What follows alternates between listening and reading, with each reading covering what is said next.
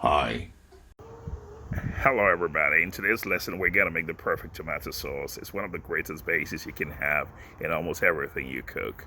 Now everything you create in life, you require a good foundation, and this is a great foundation. I've used it in restaurants for about 20 something years and the feedback is always the same. So listen and learn carefully, yeah? We'll go into the kitchen later and shoot that video, but here it goes. You're going to need 3 cans of chopped tomatoes, 1 large onion diced, 1 thumb of ginger minced, 4 cloves of garlic, 2 vegetable stock cubes, about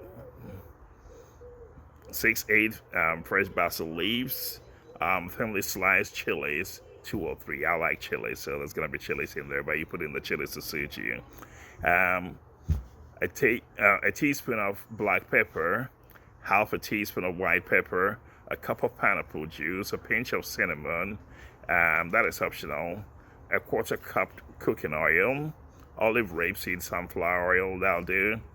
Um, a wooden or plastic handle spoon to stir with, and a sprig of thyme. Warning: use a deep pot with a lid because as you're cooking, the sauce will spit. But once you've got this done, once you've got this locked down, you're going to really love it. Okay, cool. Up to the kitchen now. See you there. Hi, Asiyama. How you doing? We're gonna create the perfect tomato sauce. That'll be the best base ever you can have for making your bolognese or your chili con carne. And the great thing about it is that you can make it and you can freeze it. So when you need it for whatever you're gonna use it for, it's gonna work. So first of all, I'm gonna show you some simple kitchen tricks, right? First of all, I'm gonna teach you how to peel ginger. I know you probably know how to peel ginger, but come closer. Let's have a look at this. This is ginger with the skin on. You could peel it with a knife like most people do, but that's not great. The best thing to do is to take a spoon and scrape the skin off so you get to keep more of the ginger, right? Cool, so that's one trick you learned today. To get through the ingredients. We've got some apple juice. Yes, apple juice. I'll tell you why it comes in. We've got some chili. We've got some bay leaf. We've got some stock cube, vegetable stock cube. I've got some chopped up apples. I love apples in my chili or my tomato sauce. I've got some chopped tomatoes. This regular chopped tomatoes that came out of a can. I've got some onions.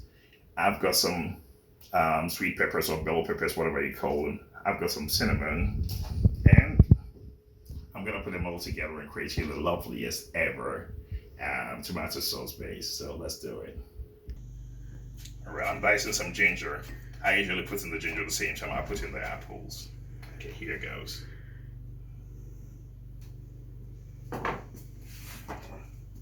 Alright, let's get started. First, a little bit of cooking oil is in there already, so it's heating up.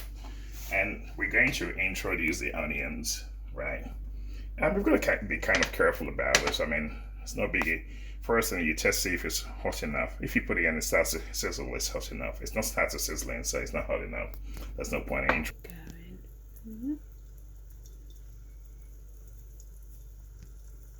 All right, now the onion has begun to sizzle. Right, so I'm gonna put in the rest of the onions. It's a patience game, really. This thing should take you about 40-45 minutes to get it absolutely perfect. Not just the onions, that'd be rather silly. So it's about hot enough, so we start introducing the onions. You don't want to burn your onions. That is gonna make your sauce bitter. So you put it in there and you let it sizzle. Keep an eye on it so that it becomes kind of semi-translucent. But what I also do is, because I like having apples in my tomato sauce, I put in the apples around the same time as the onions because it takes about the same cook time, really. So in goes the diced apples. That adds a beautiful under flavor to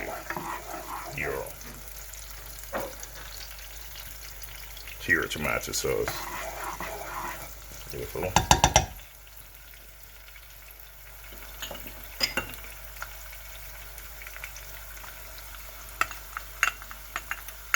And then we wait. Cooking is a waiting game.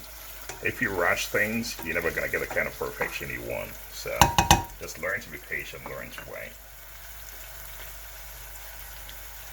A little salt goes in to stop the onions from over browning. in. Not too much salt though, because the other stuff you're gonna put in there also flavor it. You don't want to get carried away and get it wrong. When you oversalt something, it's difficult to reverse it. Whereas if you don't have enough salt, you can always put in that amount of salt you actually desire. All right. What I'm gonna put in next is a vegetable stock.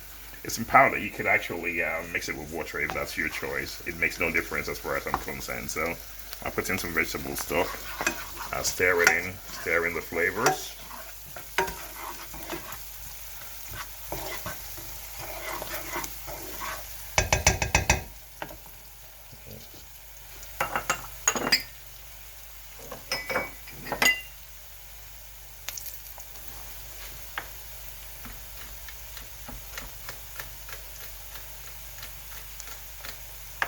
Get some garlic ready on the side. It's gonna go in a little later.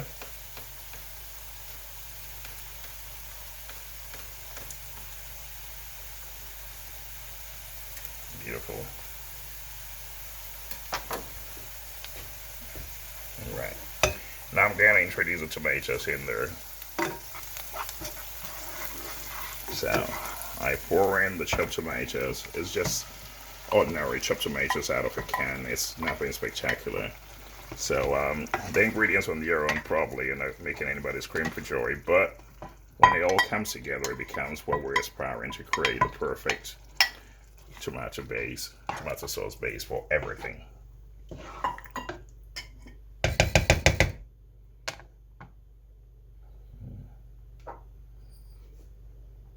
Well, we gotta give it a little while for it to start bubbling up. And then we add other flavors too. The onions and the apples, they fry nicely. Turn out quite lovely actually. Probably get a couple of minutes to go. I'll usually do 2-3 minutes of that. But while it's processing, I add some ginger. The ginger is diced nice and fine. Stir it in. Beautiful. Now we're gonna let this cook till everything is kind of translucent, and then we introduce the other seasoning and spices.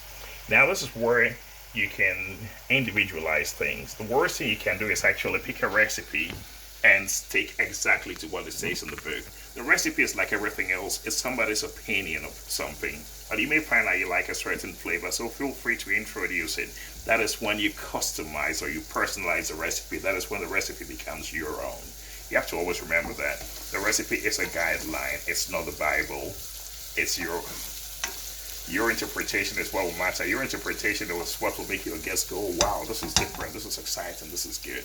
And that's what you aim for. I've been chefing for about 24, 25 years, and I have clients who've been with me for about 24, 25 years. I teach cooking in the school, and my old clients still like my old food because I put my stamp on it. So when you do this recipe, you also learn to put your stamp on it and make it yours, right? Cool. All right, this is gonna take a little while to bubble. This is gonna bubble. It'll take about 6-8 minutes. That's cool. We've got time for that. I'm gonna put in some chili flakes. I love chili. I really love chili, and chili is kind of good for you. You know, chili comes from most tropical countries, and the great thing about chili is that it allows you. Everybody goes, why do people in tropical countries eat chili? It's hot. Why are you having hot? When you have chili in a hot country, you sweat just mildly. And that mild sweat allows a cool breeze to impact on you, so it kind of cools your body. Chili is also supposed to be good for so many ailments. So if I were you, I'd go research on what chili is good for. Chili is good for you when you've got a cold. Chili is good for you when you've got a heart problem. So go research that. Most of the things we eat actually is also quite medicinal. Garlic, for example, I put ginger in there. Ginger is a natural. It's in West Africa. Traditionally, ginger is used for toothache. I mean, they actually call it the toothache medicine. And when I was a child, when I had a toothache or when I was hurting, my grandma would give me a slice of ginger to place it in the space. I suppose the same thing as you would do with with cloves. The same you would do with cloves.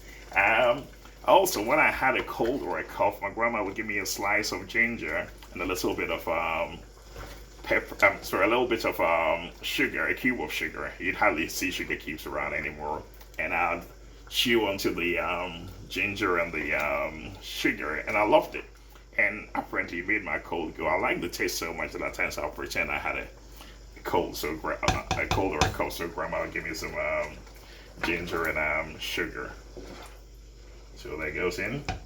Okay, I'm gonna put in some bay leaves, a couple of bay leaves. Now this is bubbling nicely. I'm gonna put in cinnamon. Here's a stick of cinnamon. I know you could use a powdered cinnamon, but I think the stick, that's the joke better. I would go for that.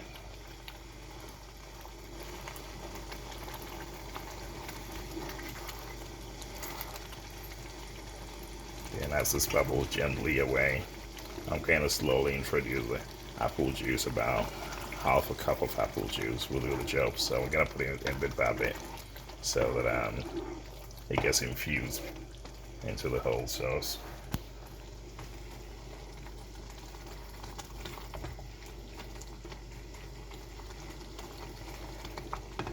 The garlic is about to go in now. Garlic is also a natural antibiotic. So it helps make you well. So it's feeding, making your food taste delicious, and it's making you well. 2 jobs, not bad. That's go. That's proper multitasking. We got garlic in there, and I'm gonna keep putting bits of the apple juice as we go on. All right, I'll tell you something totally unrelated to this, but you may find it to your advantage. If you have a cold, slice up some ginger, raw ginger, some garlic if you're brave enough, some fresh lemon, and boil it.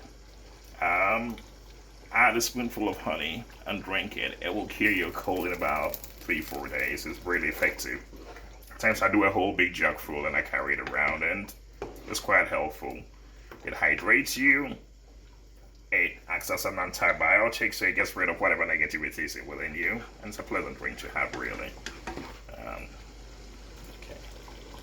So now I'm gonna pour the rest of the apple juice in there because it's bubbling nicely, and we're good to go. A little bit of black pepper won't hurt. Yeah.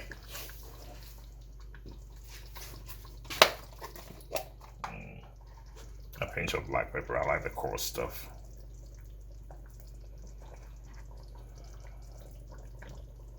This will bubble gently away, and we're gonna end up with a perfect tomato sauce base. Earlier on, you saw me chop some sweet peppers. I'm not gonna use it this time around. What I'm gonna do is I'm gonna save it, because tomorrow I'm going to tell you all the things that you can use this tomato sauce to make. Right? I'm gonna create a lovely vegetarian stew or curry with it, and with this tomato sauce as a base. Really, if you have this base and you make enough and you box it and freeze it, it'll go a long way, and it'll make everything you have taste really delicious. This is Yao out. Stay fabulous. Hi, hello, this is Yao here. How are you doing? Last time I taught you how to cook the perfect tomato sauce, or the perfect tomato base. And I also told you that if you reserve it, you can use some as a base for most things you can do. I was talking about the fact that for everything you do, a good foundation really helps. And with cooking, it's the same rules. Great foundation, great meals. So what I'm gonna do is I'm gonna use some of that same base to create a beautiful vegan curry. I'm gonna use chickpeas, and it's gonna be gorgeous. And also, looking at the other side of it, it's going to be really cost effective. Remember, we saved some of the tomato sauce from the previous cooking. So we're going to use about 2 crate worth of that tomato sauce. And we're going to add about 3 crate worth of ingredients. And we'll have enough really to cook for about a family of 4. So a $5 to cook for a family of 4. If you add the rice or the potatoes that will go with it, that adds another 2 quid, 7 quid for 4 people. That's really good. You've got money in your pocket, and that always helps. This is Yao. Let's get ready. Out. Bye.